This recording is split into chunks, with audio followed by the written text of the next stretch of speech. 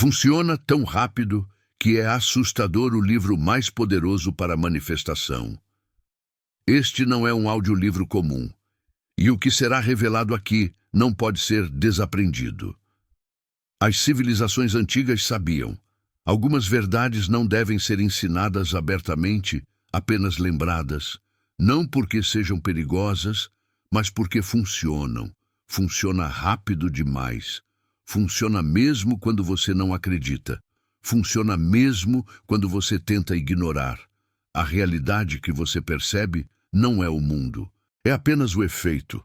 A causa é invisível e está mais próxima do que você imagina. Antes de existir matéria, antes de existir tempo, antes de existir forma, existia consciência. Não como algo que você possui, mas como aquilo em que você existe.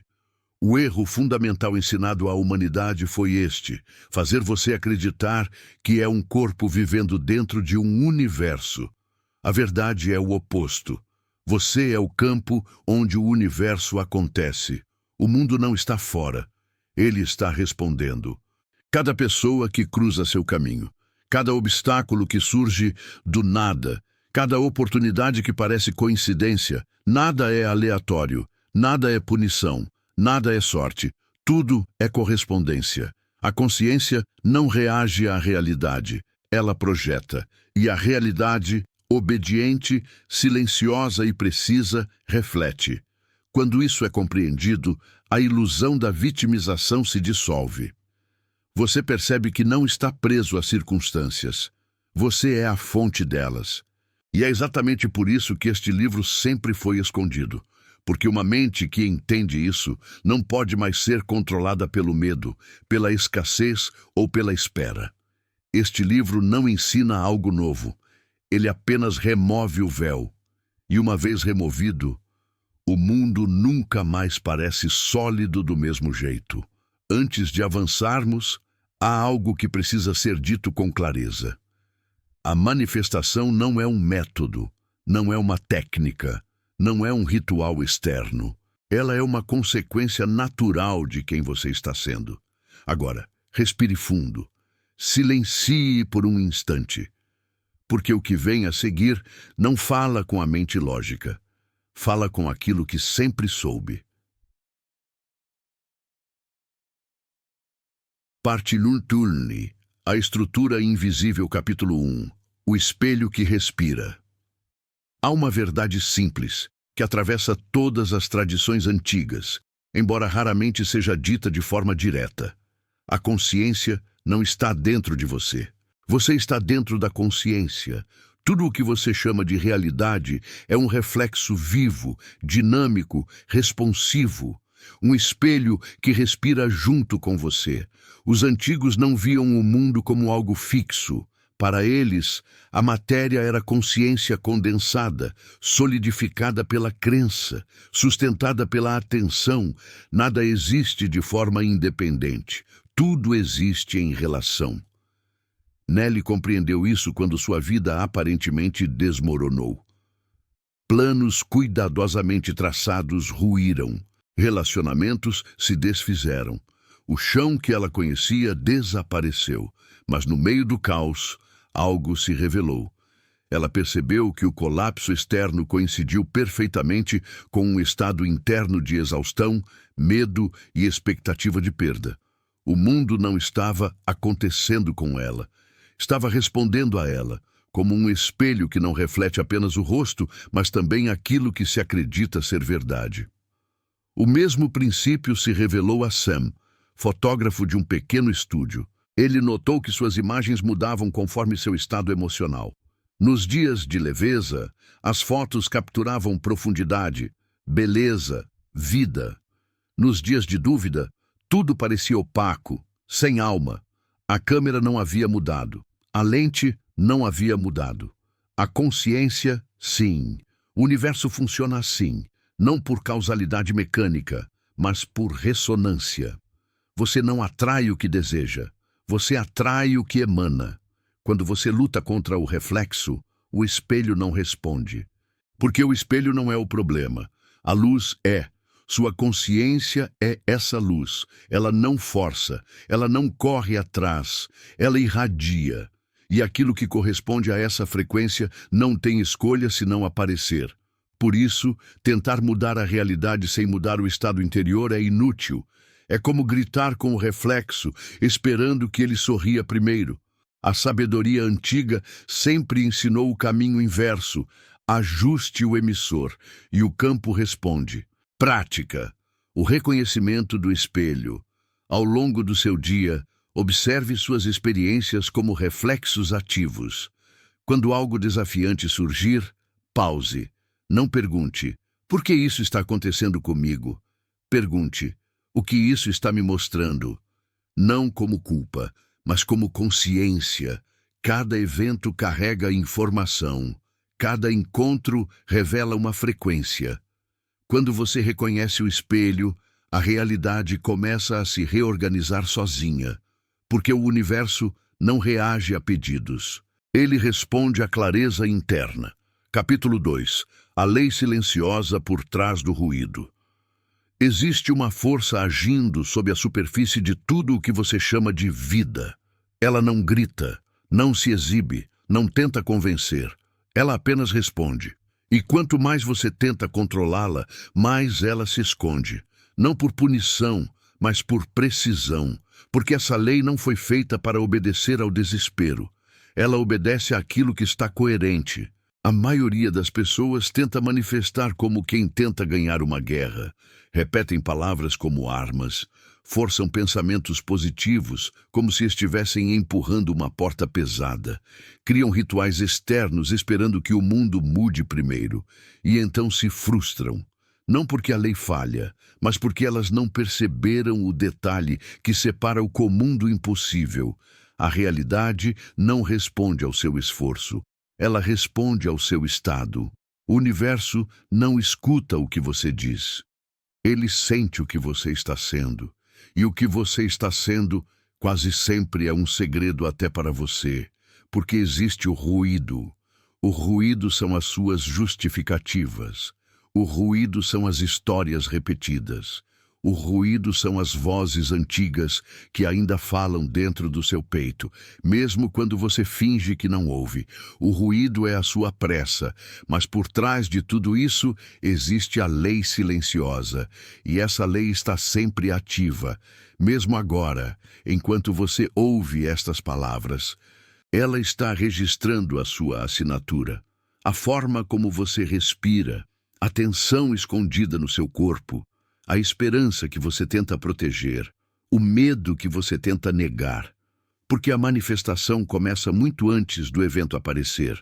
Ela começa no instante em que o seu sistema interno declara, sem palavras, este é o mundo em que eu vivo. Este é o tanto que eu posso. É assim que as coisas funcionam para mim. Eu sempre perco. Eu sempre demoro. Eu nunca sou escolhida. Eu tenho que sofrer para merecer. O universo não discute com isso. Ele assina embaixo e então te entrega experiências que parecem provar exatamente aquilo. Não por crueldade, mas por fidelidade. O segredo que os mestres não ensinavam em público. Os antigos sabiam. A mente humana pode mentir, pode repetir afirmações e ainda assim permanecer enraizada no medo. Mas o corpo não mente. O corpo vibra verdade. Você pode dizer, eu sou abundante. Mas se o seu peito está apertado, se o seu estômago está em alerta, se o seu coração está pedindo socorro, o que você está emitindo não é abundância, é sobrevivência. E o universo responde a isso. A lei silenciosa por trás do ruído é esta. A realidade se move em direção ao que o seu ser considera verdadeiro, não ao que você deseja, não ao que você afirma, ao que você acredita de forma subterrânea com o seu sistema inteiro. É por isso que a manifestação parece assustadora quando acontece rápido. Porque quando o alinhamento acontece, não existe atraso. Não existe tempo de espera. O mundo apenas muda de forma, como água encontrando um novo recipiente. A demora não vem do universo. A demora vem da sua incoerência interna. E aqui entra Roscoe. Roscoe, o homem que vivia preparado para a perda. Roscoe era o tipo de pessoa que chamavam de realista. Desde criança, aprendeu a esperar pelo pior, não por pessimismo declarado, mas por treinamento. Ele via o mundo como um lugar onde coisas boas eram raras e frágeis, onde segurança era ilusória, onde felicidade era uma distração, e como consequência, ele vivia sempre preparado. Preparado para o não, preparado para o sumiço, preparado para a rejeição, preparado para a falta. A vida, fiel como sempre, fazia exatamente o que ele esperava. Projetos não davam certo, pessoas se afastavam, o dinheiro escorria por entre os dedos e cada novo tropeço reforçava sua conclusão. Eu sabia. O que Roscoe não percebia é que seu realismo era um decreto vibracional. Ele não estava sendo prudente. Ele estava emitindo uma ordem silenciosa para o campo. Me prove que nada é seguro. E o campo provava. Até o dia em que ele perdeu aquilo que considerava essencial. Não foi uma perda pequena, foi uma ruptura, uma daquelas que fazem o chão sumir. E no auge do descontrole, algo inesperado aconteceu. Ele não conseguiu mais sustentar o ruído. Ele cansou. O corpo cansou. A mente cansou. A defesa cansou. E naquele cansaço veio o silêncio. Não o silêncio da meditação perfeita, mas o silêncio da rendição. E nesse silêncio, Roscoe sentiu algo que nunca tinha sentido, uma ordem invisível, uma espécie de inteligência por trás dos eventos, como se a vida estivesse respirando com ele, como se tudo tivesse um ritmo. Não era mágica, era precisão. Ele percebeu, num instante claro, que o caos externo tinha a mesma textura do caos interno que ele carregava há anos. E pela primeira vez, ele enxergou a lei, não como ideia, como experiência. O universo respondia ao seu estado emocional com perfeição assustadora. Quando ele relaxou, mesmo que por exaustão, o mundo relaxou junto. E algo ainda mais estranho aconteceu. Soluções começaram a aparecer. Não porque ele correu atrás, mas porque ele parou de empurrar a realidade com resistência. Por que o otimismo forçado falha? Aqui está um dos pontos mais mal compreendidos da manifestação. A lei não responde à positividade, ela responde à coerência. Você pode sorrir por fora e tremer por dentro. Você pode falar de fé e viver em alerta. Você pode afirmar abundância e se comportar como escassez. O universo não pega suas palavras, ele pega o seu sinal. E o sinal é o que está por trás. Por isso, o otimismo forçado falha. Ele é ruído por cima de ruído. Ele tenta abafar o medo sem transmutá-lo. Ele pinta um muro rachado, mas não mexe na estrutura. A lei silenciosa não é enganável. Ela não julga, mas ela também não se comove com teatro mental. Ela apenas responde ao que é real em você. E agora entra Marjorie. Marjorie, a mulher que abençoou o que a assustava. Marjorie estava afundando. As contas aumentavam. As datas venciam. O dinheiro não fechava. E como a maioria das pessoas, ela começou a viver em guerra. Guerra com o banco, guerra com o calendário, guerra com o medo. Ela abria cada boleto como se estivesse abrindo uma ameaça. Seu corpo disparava. Sua mente entrava em espiral. E esse estado, repetido dia após dia, não fazia apenas ela sofrer, fazia ela emitir uma frequência de colapso.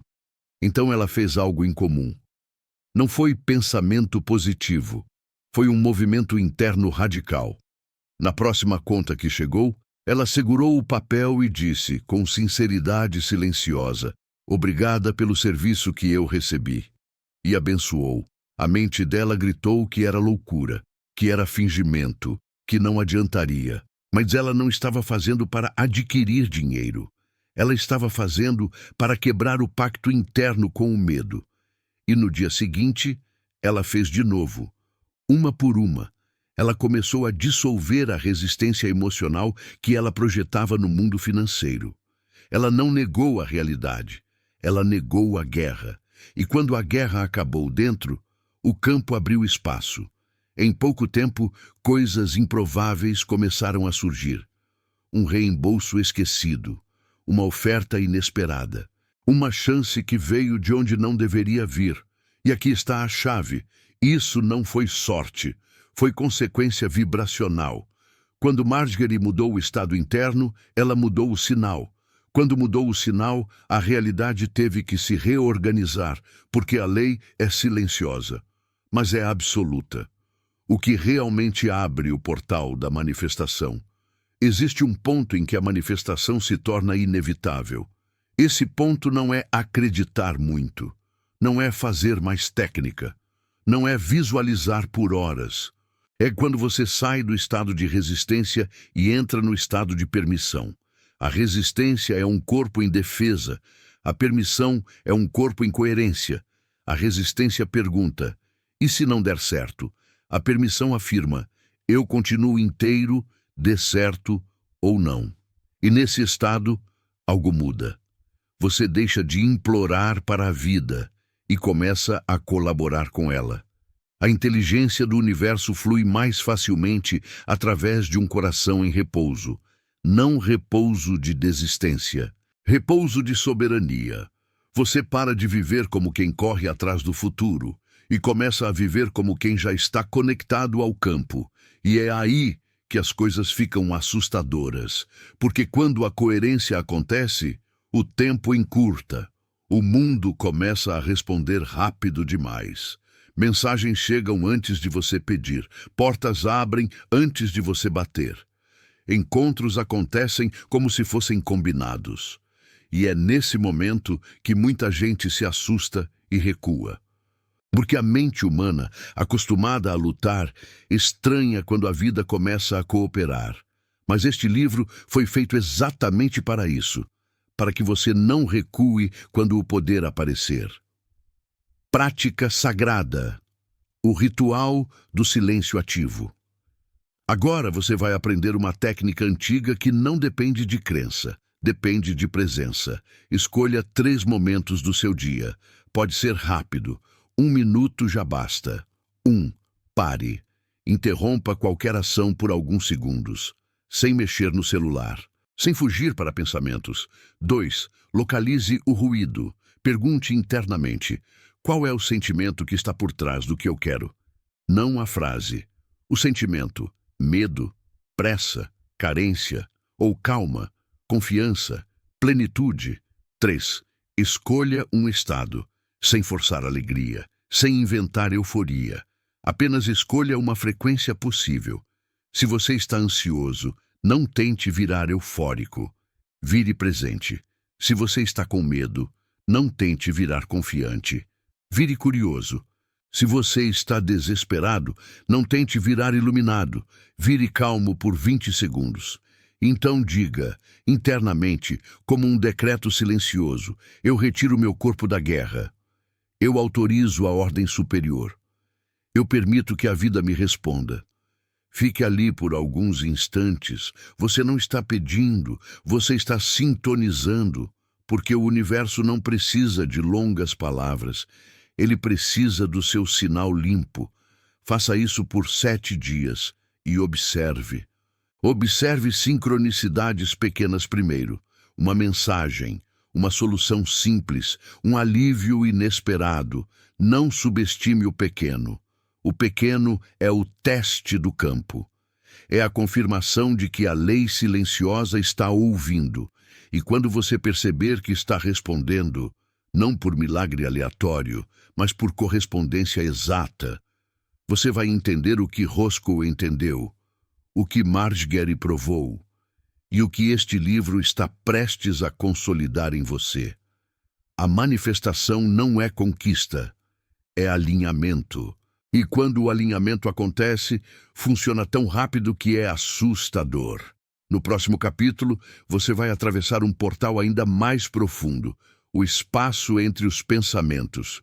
o lugar onde a realidade recebe ordens antes mesmo de virar forma. Capítulo 3. O espaço entre os pensamentos. Existe um lugar onde a realidade ainda não decidiu o que vai ser. Ele não está no futuro, não está em outra dimensão, e não exige esforço para ser alcançado. Ele existe entre um pensamento e outro. A maioria das pessoas nunca percebe esse espaço, não porque ele seja raro, mas porque o ruído mental é constante. Pensamentos se sucedem como ondas agitadas, histórias se sobrepõem, preocupações se encadeiam. E, nesse fluxo ininterrupto, a consciência acredita que ela é o pensamento. Mas os antigos sabiam: se você consegue observar um pensamento, você não é ele. Você é o espaço onde ele surge. E é exatamente nesse espaço que a manifestação acontece, não no esforço, não na repetição, não na visualização forçada, mas no silêncio anterior à forma, o portal que a mente ignora. A mente moderna foi treinada para fazer, calcular, prever e corrigir. Ela acredita que tudo nasce da ação, mas a criação não nasce da ação. Ela nasce da gestação. Antes de qualquer movimento, há uma pausa. Antes de qualquer som, há silêncio. Antes de qualquer forma, há vazio. E esse vazio não é ausência, é potencial puro. Os mestres antigos não meditavam para relaxar, eles meditavam para ouvir, porque sabiam que o universo não fala por palavras, ele fala por impulsos silenciosos, ideias que surgem do nada. Soluções que aparecem sem raciocínio, encontros que parecem coincidência. Tudo isso nasce no espaço entre os pensamentos. Ana, a mulher que parou de pensar para encontrar o caminho. Ana sempre foi considerada inteligente, rápida, analítica, responsável. Ela resolvia tudo pensando mais. Quando algo não dava certo, ela pensava mais um pouco. Quando surgia um problema, ela criava mais estratégias. Quando sentia medo, ela tentava se convencer do contrário, mas quanto mais ela pensava, mais confusa ficava. Decisões simples se tornaram pesadas. O futuro parecia um labirinto, e a sensação constante era de estar atrasada na própria vida. Até o dia em que o corpo pediu pausa. Não foi um retiro espiritual. Não foi uma iluminação súbita, foi exaustão. Sentada sozinha numa tarde comum, Ana simplesmente parou. Parou de tentar resolver, parou de ensaiar respostas, parou de imaginar cenários. Ela apenas respirou. No início, a mente resistiu. Pensamentos surgiam desesperados, como se estivessem perdendo o controle. Mas entre um pensamento e outro, algo apareceu. Um intervalo. E nesse intervalo, Ana sentiu algo que nunca tinha sentido. Clareza sem explicação. Não veio como frase, veio como certeza. Uma decisão que ela vinha adiando há meses se apresentou inteira, pronta, sem dúvida. Ela não pensou na resposta. Ela soube, e ao seguir essa certeza silenciosa, tudo começou a se reorganizar. Não porque ela fez mais, mas porque ela parou de interferir. O erro de quem busca manifestar aqui está um erro comum e quase nunca percebido. As pessoas tentam manifestar de dentro do ruído. Elas visualizam enquanto estão tensas, afirmam enquanto estão em alerta, pedem enquanto estão com medo. Isso cria conflito. É como tentar ouvir um sussurro em meio a uma multidão gritando. O universo não compete com a mente. Ele espera que ela silencie, porque o campo de possibilidades responde melhor ao vazio do que à insistência. O espaço entre os pensamentos é onde a consciência retorna ao seu estado original, aberta, receptiva, sem defesa. E é nesse estado que a realidade recebe instruções. Marcos, o homem que descobriu a resposta quando desistiu de calcular. Marcos era analista financeiro. Vivia cercado de números, projeções, probabilidades. Sua mente funcionava como uma máquina precisa. mas sua vida estava travada. Projetos não avançavam, decisões importantes se acumulavam, e quanto mais ele analisava, menos seguro se sentia. Certa noite, após horas tentando resolver um problema complexo, ele largou tudo, não por estratégia, por saturação. Sentou no escuro da sala, respirou e ficou ali, sem tentar resolver nada. Foi nesse momento que a solução apareceu, não como cálculo, mas como visão, uma abordagem simples que ele jamais teria considerado dentro da lógica habitual. No dia seguinte, ao aplicá-la, o problema se dissolveu com facilidade. Marcos percebeu algo essencial. A mente pensa em linhas. A consciência percebe em totalidade. E a totalidade só se revela quando o pensamento para. O vazio não é perda de tempo, é o útero da criação. O mundo moderno chama o vazio de improdutivo, mas os antigos sabiam que tudo nasce dele. A pausa não é ausência de ação, é ação invisível. Quando você silencia, o campo se reorganiza. Quando você para de empurrar, a realidade encontra seu próprio caminho até você. É por isso que grandes ideias surgem no banho. Soluções aparecem antes de dormir. Intuições surgem quando você não está procurando. Não é coincidência. É mecânica. O espaço entre os pensamentos é o local onde a consciência se alinha com a ordem natural. E quando esse alinhamento acontece, o esforço diminui e o resultado aumenta. Prática ancestral. A porta do intervalo. Agora, você vai aprender a acessar conscientemente esse espaço. Não é técnica complicada, não exige horas, exige honestidade. 1. Sente-se ou deite-se confortavelmente. Feche os olhos se quiser, não para fugir do mundo, mas para reduzir estímulos. E 2. Observe a respiração, não controle. Apenas observe. Perceba que, ao final de cada expiração, existe uma pausa natural. Curta, sutil. Essa pausa é o portal. 3. Descanse na pausa. Não tente prolongá-la. Não force. Apenas esteja presente nela. Se pensamentos surgirem, tudo bem. Observe-os e espere o próximo intervalo. 4. Sinta o campo nesse espaço. Não há pedido, não há afirmação. Há apenas presença. E presença é linguagem universal. Permaneça ali por alguns minutos. Você não está fazendo manifestação. Você está retornando ao ponto onde toda manifestação começa. O que muda quando você domina o espaço? Quando você começa a reconhecer o espaço entre os pensamentos, algo profundo acontece. A ansiedade diminui sem esforço. As decisões se tornam mais simples. O tempo parece se reorganizar. Sincronicidades aumentam. O corpo relaxa. A intuição se intensifica, porque você deixa de operar apenas pela mente e começa a operar pelo campo. A manifestação deixa de ser tentativa, ela se torna consequência.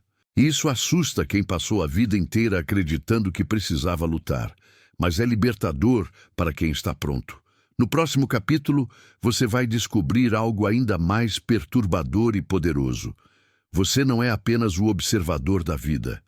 Você é o roteirista invisível que escreve cada cena antes mesmo de ela acontecer. E quando essa compreensão se instala, a realidade começa a obedecer de forma precisa demais para ser ignorada. Capítulo 4. O roteirista invisível. Existe uma verdade que, quando percebida, muda para sempre a forma como você enxerga a própria vida. Nada está simplesmente acontecendo com você. Tudo está sendo escrito através de você. A maioria das pessoas se vê como personagem, alguém que reage, que tenta se adaptar, que sofre reviravoltas inesperadas do enredo. Mas os antigos sabiam algo diferente e profundamente perturbador. Você não é apenas quem vive a história. Você é quem define o tom, o ritmo e o desfecho muito antes da cena se manifestar. Não de forma consciente, não por escolha racional, mas pela assinatura silenciosa da sua consciência. Antes de qualquer evento surgir no mundo físico, ele já foi ensaiado internamente. não em palavras, mas em expectativas, em emoções recorrentes, em crenças tão antigas que parecem identidade. O mundo não improvisa, ele executa, e executa com precisão assustadora aquilo que você transmite como verdade. A cena antes da cena. Toda situação que você viveu, especialmente as que se repetem, teve um rascunho invisível. Uma conversa difícil, uma perda inesperada, um encontro improvável, uma oportunidade que surge do nada. Nada disso nasce no instante do acontecimento. Tudo isso nasce no campo anterior ao pensamento. O erro comum é achar que o roteiro é escrito no momento da decisão. Mas o roteiro é escrito no estado que você habita com mais frequência. A realidade apenas entra em cartaz. Carolina, a mulher que descobriu o texto oculto. Carolina dizia que tinha azar. Relacionamentos terminavam do mesmo jeito. Trabalhos começavam com esperança e terminavam em frustração. Pessoas promissoras desapareciam sem explicação. Ela tentava entender o que fazia de errado, mudava comportamentos, mudava ambientes, mudava planos, mas o enredo se repetia. Até o dia em que algo ficou claro demais para ser ignorado. Em uma conversa aparentemente banal, alguém lhe disse: "Você sempre espera que isso acabe." A frase atravessou Carolina como um choque silencioso. Ela percebeu que, mesmo nos melhores momentos, existia uma tensão oculta dentro dela. Uma expectativa muda de perda, uma certeza invisível de que aquilo não iria durar. Ela não dizia isso em voz alta, mas o corpo sabia, o campo sabia, e o mundo respondia. O roteiro não estava nas palavras, estava na antecipação emocional. Quando Carolina começou a perceber isso, algo mudou. Não foi imediato, mas foi irreversível. Ela parou de apenas viver as cenas e começou a observar o texto invisível que vinha antes delas. O universo não lê frases, ele lê contexto. Aqui está um dos segredos mais ignorados da manifestação. O universo não responde a pensamentos isolados, ele responde ao contexto interno. Um pensamento solto não cria realidade, mas um estado repetido cria destino. O que você espera quando não está pensando em nada? O que você sente quando não está tentando se controlar? O que você acredita ser normal para você? Essas respostas são o roteiro, e ele roda automaticamente. A vida não pergunta se você quer repetir a história. Ela apenas assume que você quer, porque você continua emitindo o mesmo sinal. João, o homem que sempre chegava tarde demais. João era competente, preparado, inteligente, mas sempre parecia chegar atrasado para a própria vida. Promoções surgiam quando ele já estava exausto. Oportunidades apareciam quando ele já tinha desistido. Relacionamentos floresciam tarde demais. Ele dizia que o tempo não ajudava, até que percebeu algo desconfortável. Por dentro, João sempre se via correndo atrás, nunca à frente, nunca no tempo certo. Ele vivia num estado constante de urgência silenciosa, como se estivesse sempre tentando alcançar algo que já estava partindo. Esse estado escrevia o roteiro. Quando João começou a trabalhar esse padrão interno, não com afirmações, mas com presença, algo mudou. O tempo pareceu desacelerar. As oportunidades começaram a encontrá-lo antes do cansaço. As pessoas passaram a chegar no momento certo, não porque o mundo mudou, mas porque o roteiro base foi alterado. Você escreve com o que tolera. Existe um detalhe ainda mais profundo. O roteiro não é escrito apenas pelo que você deseja. Ele é escrito principalmente pelo que você tolera. Aquilo que você aceita como é assim mesmo. Aquilo que você normaliza. Aquilo que você justifica. Toda vez que você tolera menos do que merece, você insere essa cena no script. Toda vez que você acredita que precisa sofrer para conquistar, você escreve esse conflito. O universo não corrige o roteiro. Ele respeita o mito do controle. Ser o roteirista invisível não significa controlar cada detalhe. Isso é ilusão do ego. O verdadeiro poder está em definir o estado de onde a história nasce. Você não escolhe cada acontecimento, mas escolhe, consciente ou inconscientemente, o tom geral da narrativa. Drama ou fluidez. Luta ou cooperação. Escassez ou abertura. A vida, então, preenche os detalhes. Prática sagrada. A reescrita do campo. Agora, você vai aprender uma prática que não mexe no efeito, mas na origem. 1. Identifique o roteiro recorrente. Observe padrões na sua vida. Pergunte-se, qual história parece sempre se repetir? Não culpe pessoas.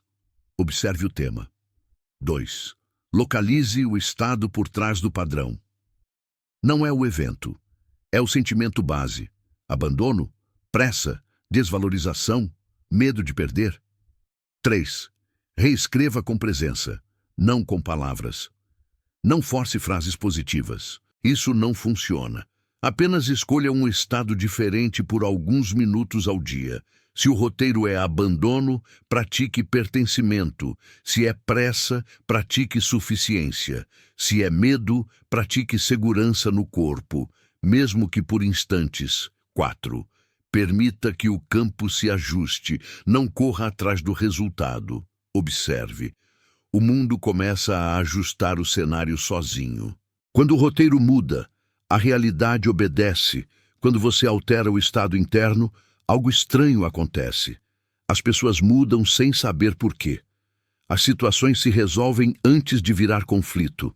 O azar perde força. O tempo coopera. E então surge uma percepção impossível de ignorar. A vida sempre esteve te escutando. Não as suas palavras, mas o seu estado mais íntimo. Você nunca foi apenas personagem.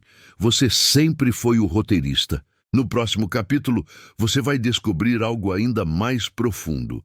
Existe uma frequência específica que organiza a realidade com suavidade absoluta. A frequência da gentileza consciente. E quando você aprende a operar nela, a manifestação deixa de ser esforço e se torna graça. Capítulo 5. A frequência da gentileza. Existe uma força tão subestimada que a maioria das pessoas jamais suspeita do seu verdadeiro poder. Ela não impõe, não ameaça, não exige, ela organiza. Essa força é a gentileza, não como comportamento social, mas como estado vibracional. Os antigos sabiam, a realidade se estrutura em torno daquilo que cria coerência. E poucas frequências criam mais coerência no campo do que a gentileza genuína. Não a gentileza performática, não a bondade usada como moeda, mas aquela que nasce do reconhecimento silencioso de unidade. Quando você emana a gentileza verdadeira, algo profundo acontece. O sistema inteiro entra em harmonia. O corpo relaxa, a mente desacelera, o campo responde, e a manifestação começa a fluir sem resistência. A gentileza não é moral, é mecânica. Aqui está um ponto crucial que precisa ser compreendido. A gentileza não funciona porque é bonita. Ela funciona porque alinha. Ela retira o sistema do estado de defesa. E tudo o que não está em defesa manifesta com mais rapidez. A maioria das pessoas vive em alerta constante, mesmo quando sorri, mesmo quando diz estar bem. Esse alerta cria ruído, e o ruído distorce o sinal. A gentileza dissolve o ruído porque ela comunica ao campo uma mensagem clara. Não há ameaça aqui. E o universo responde imediatamente a isso, não por recompensa, mas por ressonância. Patrícia. A mulher que mudou o campo sem pedir nada. Patrícia tinha uma pequena loja em um centro comercial movimentado. Nada luxuoso, nada especial aos olhos externos. Ela não estava tentando manifestar sucesso. Ela apenas decidiu viver de um jeito diferente. Todas as manhãs, antes de abrir a loja, ela fazia algo simples. Colocava a mão no peito e se lembrava de uma verdade essencial. Cada pessoa que entrar aqui carrega uma história invisível. E então, sem esforço, ela passava a tratar cada cliente como alguém que importava. Não para vender, não para agradar, mas porque reconhecia a presença do outro. Ela elogiava com sinceridade, escutava sem pressa, respondia com atenção real, nada teatral, nada exagerado. Em poucas semanas, algo começou a mudar. Clientes voltavam sem motivo aparente. Indicações surgiam espontaneamente. Fornecedores começaram a facilitar acordos. O curioso é que Patrícia não tinha pedido nada disso. Ela apenas havia ajustado a frequência. O campo respondeu, porque a gentileza cria um ambiente vibracional fértil. O movimento invisível da energia. A energia não se move em linha reta. Ela se move em círculos. Aquilo que você emana retorna, não como punição ou prêmio, mas como consequência matemática.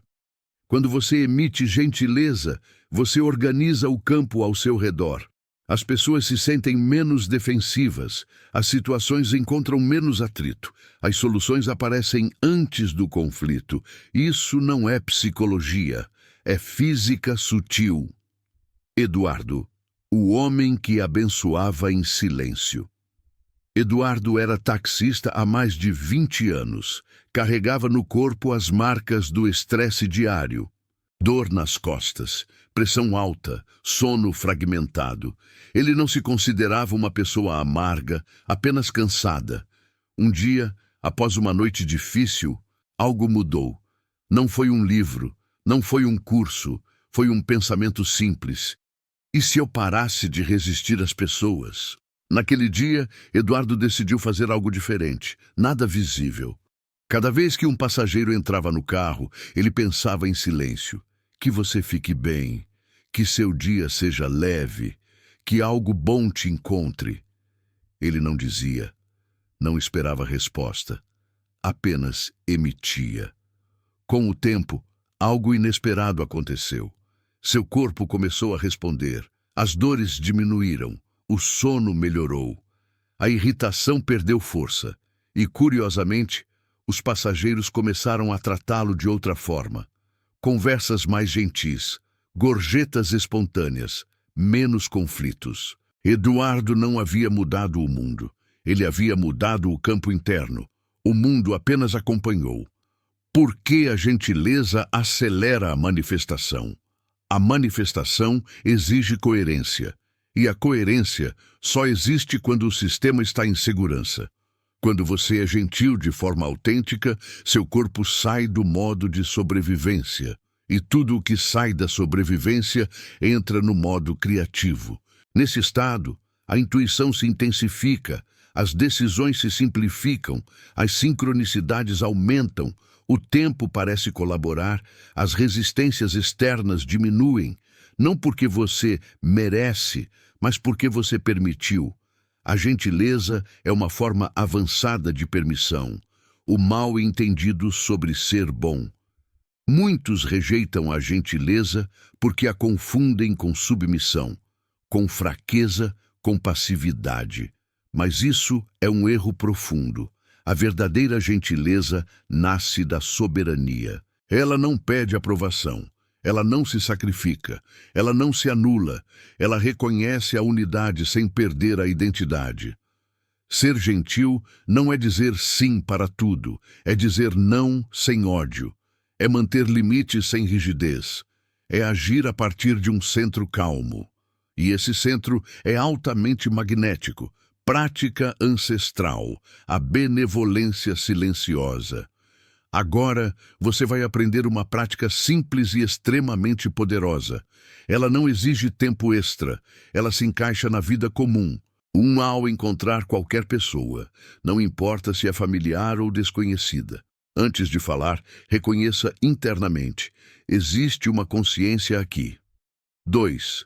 Abençoe em silêncio, não com palavras elaboradas. Algo simples. Que você fique bem. Que a vida te trate com gentileza, sem expectativa, sem cobrança. 3. Observe o efeito em você. Não foque no outro. Perceba o corpo, a respiração, o estado interno. Você vai notar algo sutil. O sistema relaxa. 4. Mantenha a consistência não como obrigação, como escolha. Alguns minutos por dia são suficientes. O que se transforma com o tempo. Quando essa prática se torna natural, algo profundo acontece. Conflitos perdem intensidade.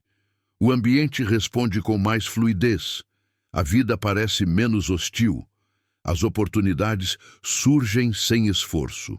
A sensação de separação diminui, porque você deixou de operar na frequência da luta. A gentileza não muda apenas eventos. Ela muda o campo onde os eventos nascem, e quando o campo muda, a realidade acompanha. No próximo capítulo, você vai atravessar uma compreensão ainda mais libertadora. Os problemas não são inimigos, eles são ilusões temporárias criadas para ajustar a sua frequência. E quando essa ilusão cai, a manifestação se torna inevitável. Capítulo 6. A ilusão dos problemas. Existe um acordo silencioso que a maioria das pessoas assina sem perceber. O acordo de que os problemas são reais, sólidos e poderosos. Esse acordo molda vidas inteiras. Ele ensina que dificuldades são inimigas, que obstáculos são falhas, que quando algo dá errado, algo está errado com você, com o mundo ou com o destino. Mas os antigos sabiam algo profundamente desconcertante. Os problemas não existem como entidades reais. Eles existem como interpretações temporárias. E interpretação não é fato, é escolha inconsciente. A realidade não cria problemas, ela cria eventos neutros. O que transforma um evento em problema é o estado interno que o interpreta. E esse detalhe muda tudo. O erro que cria sofrimento. O sofrimento não nasce do que acontece. Ele nasce da resistência ao que acontece. Quando algo surge fora do esperado, a mente reage. Isso não deveria estar acontecendo. Isso não era o plano. Isso vai me atrasar. Isso vai me prejudicar. Esses pensamentos não descrevem a realidade. Eles entram em conflito com ela. E todo conflito interno gera distorção no campo. O universo não responde ao evento. Ele responde à sua relação com o evento. Por isso, pessoas diferentes vivem situações semelhantes com resultados completamente distintos. O evento é o mesmo, a interpretação não. Fernanda, a mulher que vivia cercada de problemas. Fernanda dizia que sua vida era difícil, nada fluía. Tudo exigia esforço. Cada pequena tentativa parecia gerar um novo obstáculo. Ela acordava já em alerta. Dormia exausta, vivendo como se estivesse sempre apagando incêndios. E, curiosamente, os incêndios nunca acabavam. Quando Fernanda começou a observar sua própria mente, algo ficou evidente. Ela tratava cada imprevisto como ameaça, cada atraso como fracasso, cada erro como confirmação de incapacidade. O corpo reagia com tensão. O campo reagia com mais situações do mesmo tipo. Não porque a vida era cruel, mas porque a frequência era de defesa constante. Até que, num dia comum, algo que deveria ter sido o último problema aconteceu. O carro quebrou em uma estrada vazia, à noite, sob chuva. O roteiro estava pronto para o colapso emocional. Mas, pela primeira vez, Fernanda parou. Cansada demais para lutar, ela respirou e pensou: isso é apenas um evento. Ainda não sei o que isso é. Essa frase simples criou uma fissura no padrão.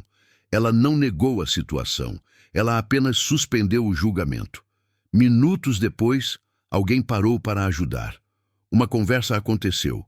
Um contato foi feito. Aquela pessoa se tornaria, meses depois, uma ponte para uma mudança profissional inesperada. O que parecia problema era apenas uma porta mal interpretada. O universo não pune.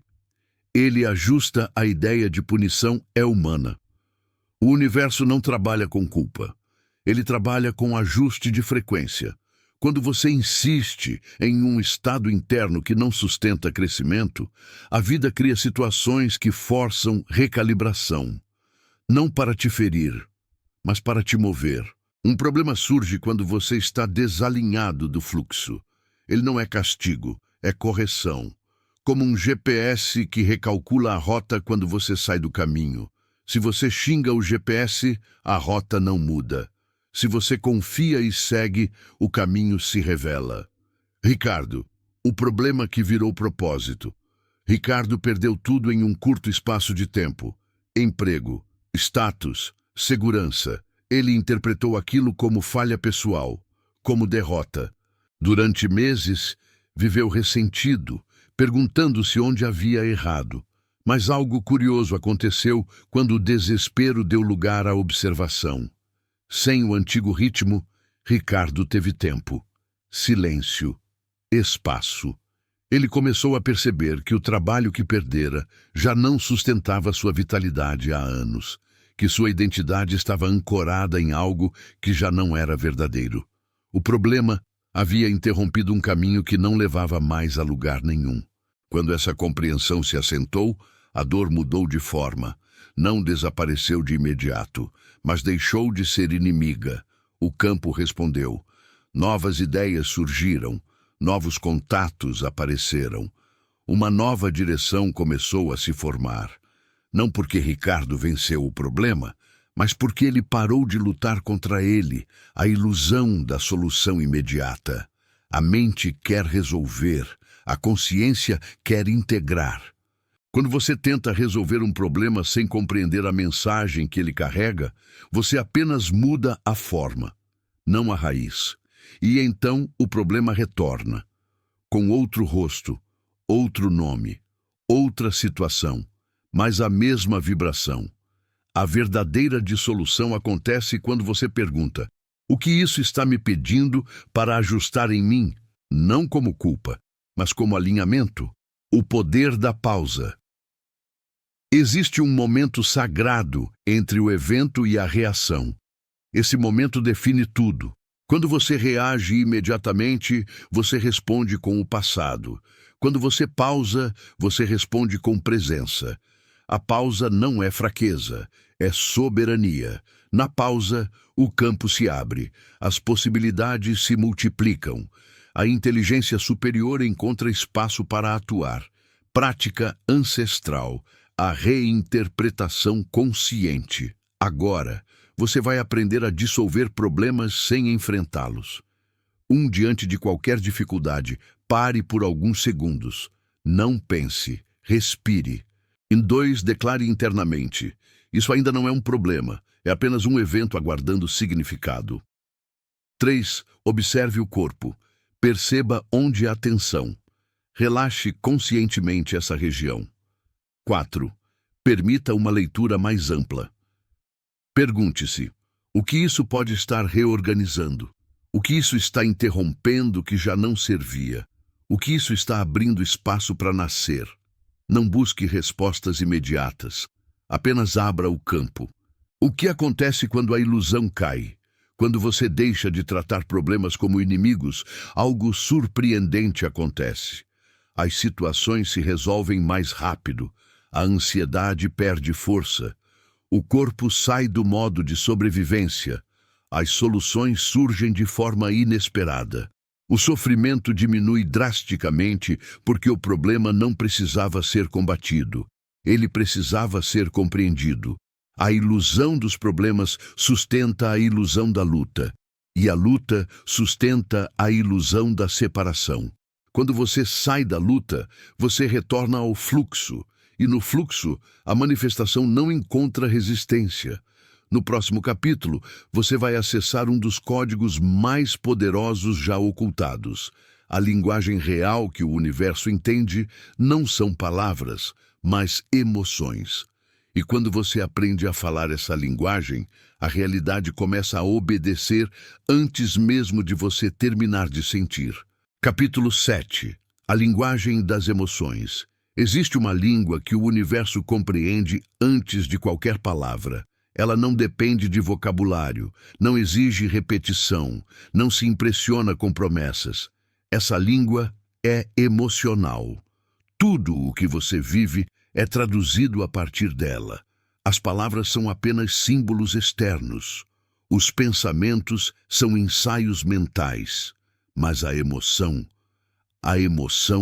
é o comando. Os antigos sabiam que a criação não responde ao que você diz, mas ao tom interno com que você vive.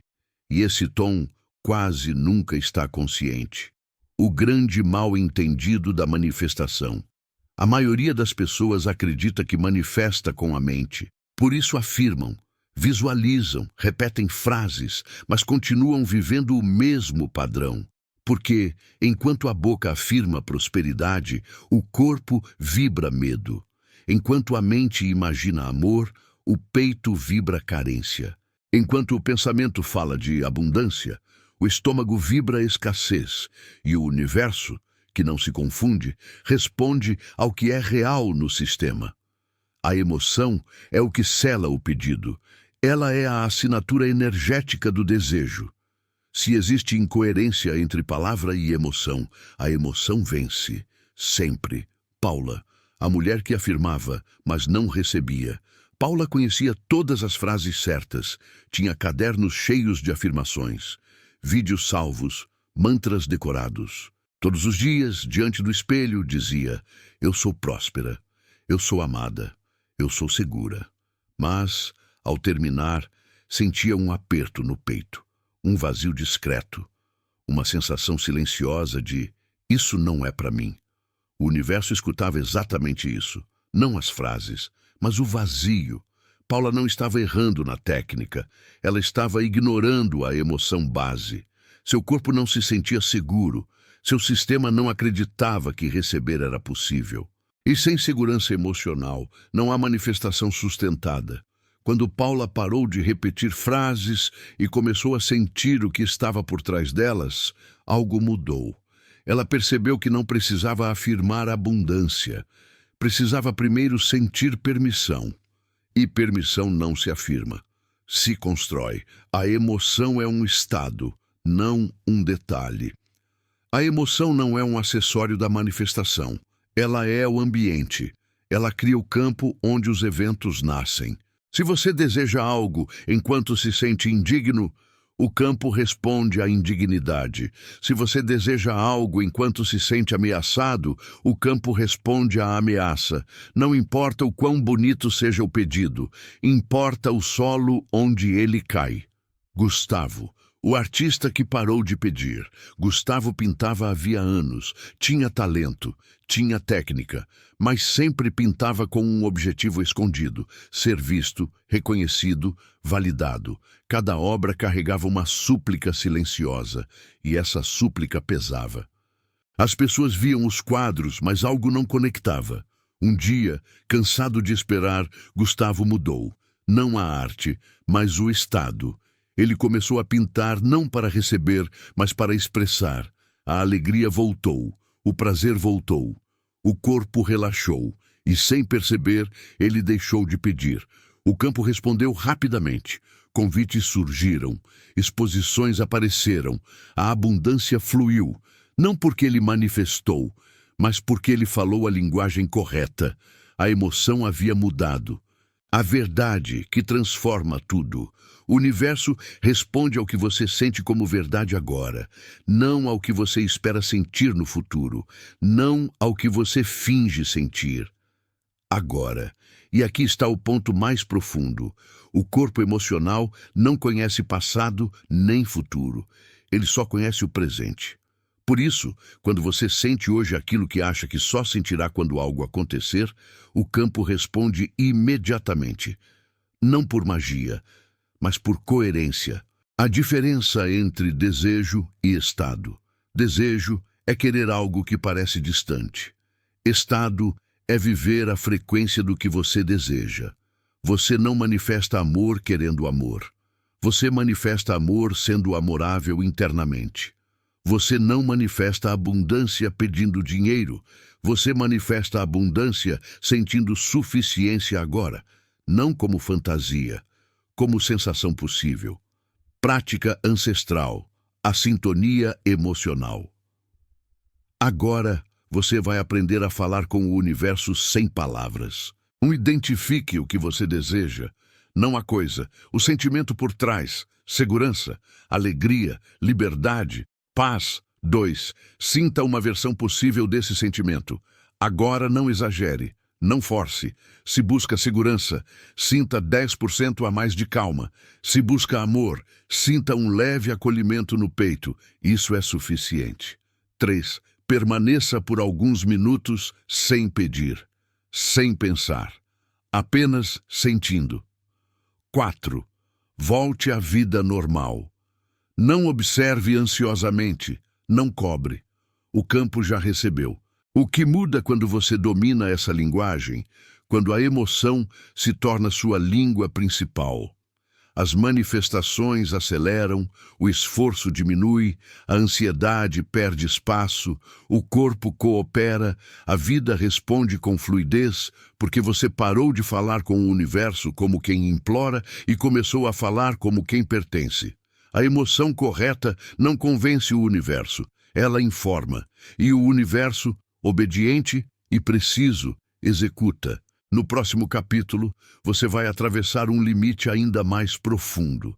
Existe um campo que se lembra de tudo o que já foi sentido, e ele responde quando você entra na mesma frequência. Quando você entender isso, vai perceber que nunca esteve sozinho manifestando. Você sempre esteve em diálogo com algo muito maior. Capítulo 8. O campo que se lembra. Existe algo que nunca esquece. Ele não registra nomes, não guarda datas, não funciona como memória humana. Ele se lembra de frequências. Tudo o que já foi sentido, vivido, desejado ou temido deixa uma marca nesse campo invisível. E esse campo não pertence a você individualmente. Você pertence a ele. Os antigos o chamavam de muitas formas. Campo vivo, matriz, consciência universal. Mas a verdade é simples e perturbadora. Nada do que você sente se perde. Cada emoção deixa um rastro. Cada estado imprime uma assinatura. Cada experiência contribui para uma tapeçaria maior do que a sua história pessoal.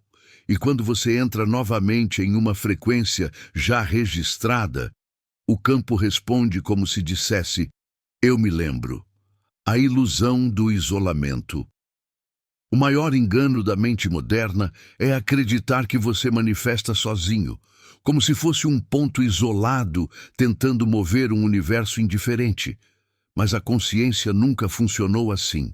Você está conectado a uma rede viva de experiências emocionais acumuladas ao longo do tempo.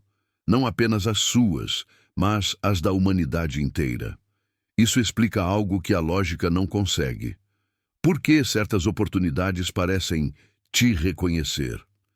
Por que algumas ideias surgem completas, como se já existissem antes? Por que determinadas situações se repetem em pessoas diferentes?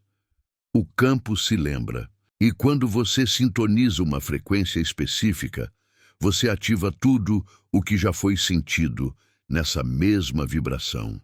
Helena, a mulher que sentia o que não viveu. Helena sempre teve uma sensação estranha. Em certos lugares, sentia um aperto inexplicável. Em outros, uma familiaridade profunda. Não havia lembranças associadas, não havia histórias pessoais. Mas o corpo reagia. Certa vez, ao visitar uma cidade que nunca havia conhecido, Helena sentiu uma emoção intensa, como se estivesse retornando a algo antigo. Não era nostalgia, era reconhecimento.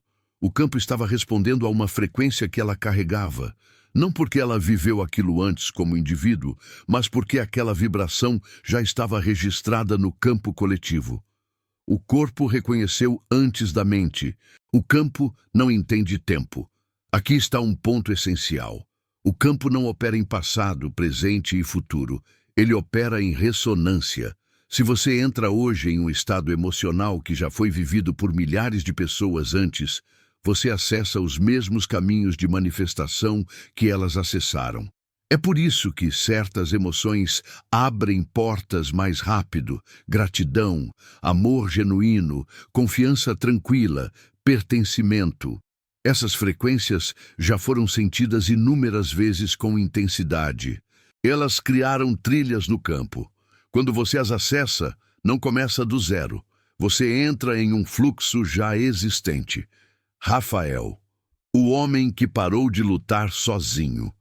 Rafael acreditava que precisava fazer tudo sozinho. Carregava uma postura de força constante. Não pedia ajuda. Não se apoiava. E, curiosamente, tudo em sua vida exigia esforço excessivo. Projetos demoravam. Relacionamentos eram pesados. O cansaço era constante. Um dia, após uma perda emocional profunda, algo nele quebrou. Não de forma dramática, de forma silenciosa. Ele parou de sustentar a imagem de controle. Sentou-se em silêncio e, pela primeira vez, sentiu vulnerabilidade sem resistência. Nesse instante, algo diferente aconteceu. Uma sensação de apoio invisível surgiu.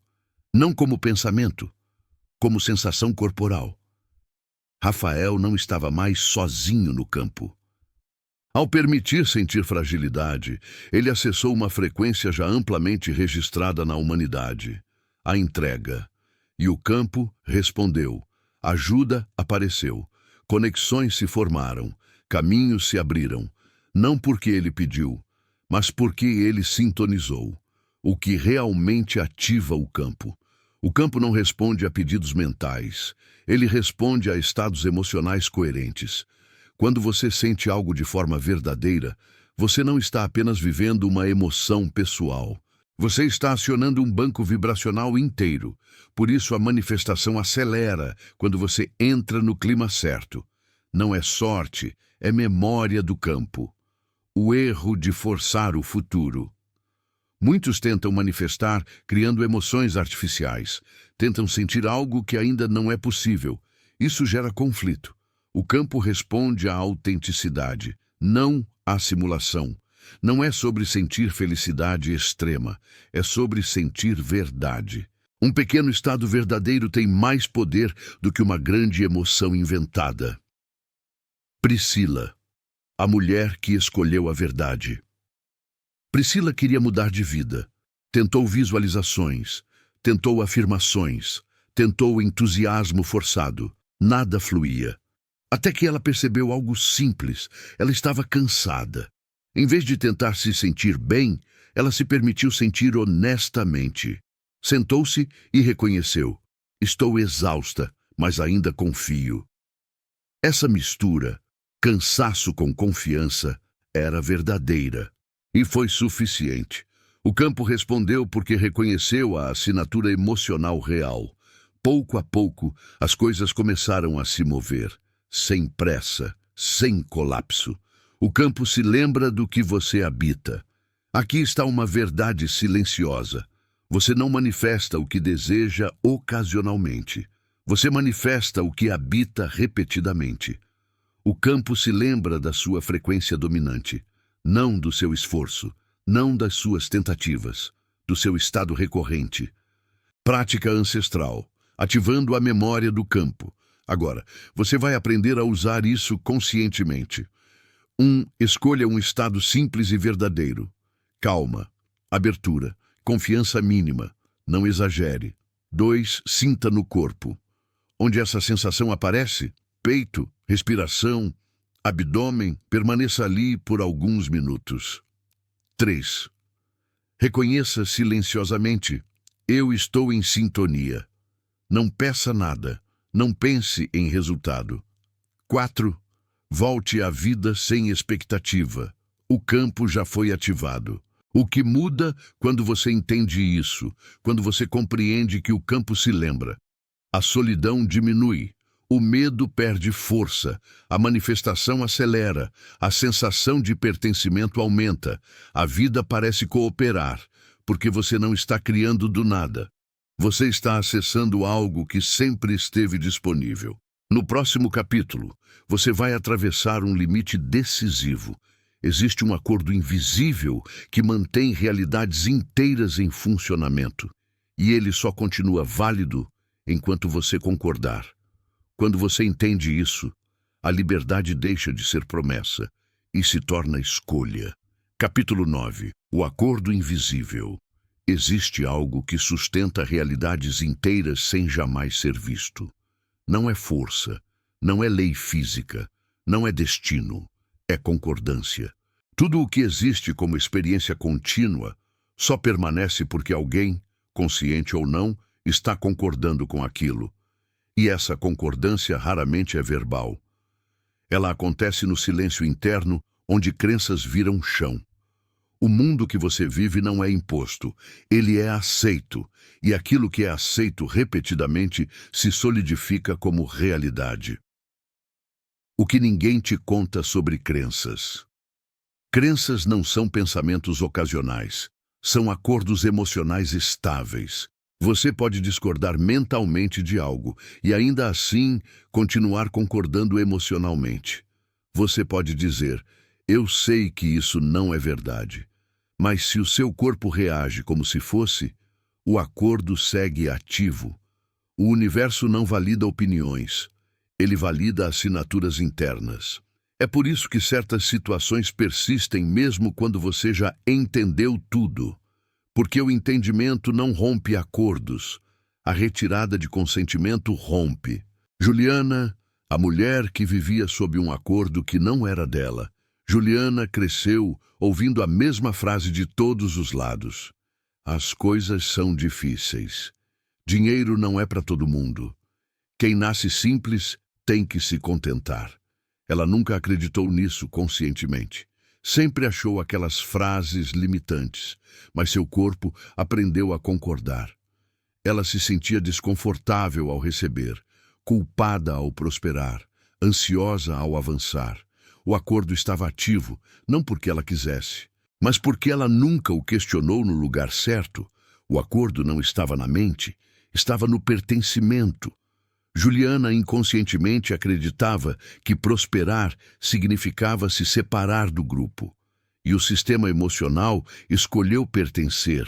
Em vez de expandir, o campo respondeu exatamente a isso. O acordo coletivo é mais forte do que parece. Realidades sociais inteiras existem porque um número suficiente de pessoas concorda com elas. Crises, escassez, limitações, medos compartilhados. Nada disso se sustenta sozinho. Quando muitas mentes entram em ressonância com a mesma crença, ela se torna um campo gravitacional. E esse campo puxa experiências, não por maldade, mas por coerência. Renato, o homem que saiu do consenso. Renato era empresário e viveu uma crise profunda em seu setor. Enquanto todos repetiam, o mercado acabou. Não há mais espaço. Isso não tem futuro. Renato fez algo diferente. Não foi otimismo, foi recusa interna. Ele percebeu que aquelas frases não eram fatos, eram acordos emocionais coletivos, medo compartilhado, expectativa de perda, resignação, e ele decidiu retirar seu consentimento, não brigando, não convencendo ninguém, apenas parando de alimentar aquela narrativa internamente. Ele passou a observar possibilidades onde antes via limites, a testar ideias que outros descartavam, a agir sem a carga emocional da derrota antecipada. Enquanto empresas fechavam, a dele se transformava, não porque Renato era especial, mas porque ele saiu do campo de concordância. O universo respondeu à nova frequência. O que acontece quando você retira o consentimento? Retirar o consentimento não é lutar contra a realidade, é parar de validá-la emocionalmente. Quando você deixa de concordar internamente, algo estranho acontece. A realidade começa a perder densidade. As situações ficam menos fixas. As soluções aparecem onde antes não existiam. Porque você deixou de sustentar aquele campo. O universo não sustenta nada sozinho. Ele sustenta aquilo que encontra eco. O medo de desconcordar. Muitas pessoas não expandem não por incapacidade, mas por medo de romper acordos invisíveis, acordos familiares, culturais, sociais. A mente teme. Se eu não concordar, serei rejeitado. Se eu crescer, não pertencerei. Se eu mudar, serei punido. Mas o preço de continuar concordando é sempre maior. Você não perde pertencimento ao sair de um acordo limitante. Você muda de campo. E todo novo campo traz novas conexões. Marina, a mulher que parou de concordar com a escassez. Marina sempre viveu contando dinheiro, contando tempo, contando chances. Não porque não havia recursos, mas porque o acordo interno era de limitação. Um dia, cansada de viver sob tensão, ela fez algo simples. Ao perceber pensamentos como: isso não é possível para mim. Agora não é o momento. É melhor não arriscar. Ela passou a dizer internamente: eu retiro meu consentimento a essa limitação. Sem emoção exagerada, sem briga interna, apenas clareza. No início, nada mudou externamente, mas algo mudou dentro. O corpo relaxou, a mente abriu. E pouco a pouco, oportunidades começaram a surgir. Não milagrosas, mas coerentes com o novo campo. O acordo só existe enquanto é alimentado. Nenhuma limitação é permanente. Ela só parece sólida porque é constantemente reforçada. Toda vez que você reage com medo, você renova o contrato. Toda vez que você se cala diante da própria expansão, você assina novamente. Mas toda vez que você escolhe não reagir, não justificar, não se diminuir, você rompe um elo. Prática ancestral. A retirada de consentimento agora. Você vai aprender a desmontar acordos invisíveis. 1. Observe uma limitação recorrente. Algo que você sempre ouviu, sempre acreditou, sempre aceitou como normal. 2. Localize a emoção associada. Medo, culpa, vergonha, resignação. 3. Declare internamente com calma e firmeza: eu retiro meu consentimento a esta crença. Isso não é uma verdade universal. Eu escolho outra leitura. Não discuta, não force. 4. Sinta o corpo. Observe o alívio sutil, a expansão mínima. Isso é o campo mudando. O que acontece depois? Quando você retira consentimento de um acordo limitante, a realidade começa a se reorganizar. Pessoas diferentes surgem. As mesmas situações têm desfechos novos. O medo perde autoridade. A sensação de possibilidade retorna. Porque o acordo era o que sustentava o cenário. E agora ele não existe mais. No próximo e último capítulo, você vai atravessar a compreensão final. Existe um jogo acontecendo e você nunca esteve preso a ele. Quando você entende as regras, não precisa mais jogar do mesmo jeito. E é aí que a manifestação deixa de ser mistério e se torna escolha consciente. Capítulo 10. O jogo que sempre esteve acontecendo. Existe um momento em que tudo se encaixa, não como uma grande revelação dramática, mas como um silêncio lúcido onde nada mais precisa ser provado. Esse é o momento em que você percebe: nada estava contra você. Nada estava atrasado, nada estava errado. Você apenas estava jogando um jogo sem saber que podia mudar as regras. O grande mal-entendido final. Durante muito tempo, a humanidade acreditou que a vida era algo que acontecia com ela. Um conjunto de forças externas, um tabuleiro fixo, regras imutáveis.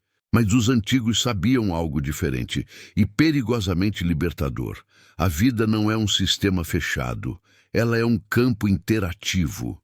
E você nunca foi apenas uma peça. Você sempre foi jogador e jogo ao mesmo tempo. O erro não foi jogar. O erro foi acreditar que você não tinha escolha. O jogo não é injusto, ele é preciso. O jogo da realidade não pune, não premia, não julga. Ele responde: Cada experiência que você viveu foi uma resposta exata ao estado que você sustentava. Não como castigo, mas como espelho funcional. Quando você vibrou medo, o jogo respondeu com cenários de proteção e perda. Quando você vibrou luta, o jogo respondeu com resistência. Quando você vibrou carência, o jogo respondeu com falta. Não porque você merecia, mas porque era coerente. E quando a coerência muda, o jogo muda imediatamente. A descoberta que encerra o ciclo. Existe uma verdade que encerra todos os ciclos de sofrimento. Você nunca precisou vencer o jogo. Você precisava acordar dentro dele. A maioria das pessoas tenta ganhar jogando melhor as mesmas regras. Trabalhar mais, pensar mais, forçar mais. Mas os mestres faziam algo diferente. Eles mudavam de estado. E ao mudar de estado, mudavam o tabuleiro inteiro. Lucas, o homem que parou de jogar contra a vida. Lucas sempre sentiu que precisava provar algo. Provar que era bom o suficiente. Provar que merecia. Provar que podia. E a vida, obediente, sempre lhe dava provas difíceis. Até o dia em que Lucas percebeu algo simples e devastador. Ele estava jogando contra a própria vida. Cada desafio era encarado como inimigo. Cada atraso como afronta. Cada silêncio como rejeição. Mas quando ele parou, quando realmente parou, algo mudou. Ele percebeu que o jogo não exigia esforço, exigia clareza. Lucas retirou a postura de combate. Não desistiu, não se acomodou. Apenas deixou de lutar contra o fluxo. E o jogo respondeu. As mesmas situações começaram a se resolver com menos atrito. As respostas vinham mais cedo. Os caminhos se abriam sem desgaste. Porque ele não estava mais jogando contra, estava jogando junto. O que significa despertar no jogo? Despertar não é abandonar a vida material, não é negar desejos, não é fingir que nada importa. Despertar é entender a mecânica. É saber que o estado precede o evento, a frequência organiza o cenário, a emoção escreve o roteiro, a crença sustenta a realidade. O consentimento mantém o jogo ativo e que tudo isso pode ser alterado agora, sem pedir permissão, sem esperar sinais externos. O jogo acelera quando você para de resistir. Aqui está o detalhe final e mais assustador. Quando você para de resistir, o jogo acelera. Não porque ficou mais fácil, mas porque ficou mais limpo, sem ruído, sem atraso. Sem conflito interno. É nesse ponto que as pessoas dizem, está acontecendo rápido demais. E está. Porque o jogo não tem inércia própria. A inércia vinha de você. O medo do poder. Muitas pessoas recuam nesse ponto, porque perceber que você sempre teve escolha é libertador, mas também responsabilizador. Não há mais a quem culpar. Não há mais onde se esconder. Mas também não há mais prisão. O jogo não exige perfeição, exige presença. Você não precisa controlar tudo, precisa apenas escolher de onde está jogando. Prática final, a escolha consciente. Agora, esta é a última prática, e a mais simples. Pare por um instante, respire, sinta o corpo. 2. Reconheça, eu estou no jogo, sem drama. Sem misticismo exagerado. 3. Escolha o estado, não o resultado. O estado, calma, confiança, abertura, presença. Escolha algo possível agora. 4. Entre na vida. Não observe, não espere. Apenas viva a partir desse estado. O jogo se ajusta sozinho. O que acontece depois do último capítulo? Depois que isso é visto, não pode ser desvisto. Você pode até esquecer por momentos, pode cair em velhos padrões, pode se distrair, mas algo mudou para sempre. Você sabe que a realidade responde, que o campo se organiza, que o jogo é interativo e que você nunca esteve à mercê dele.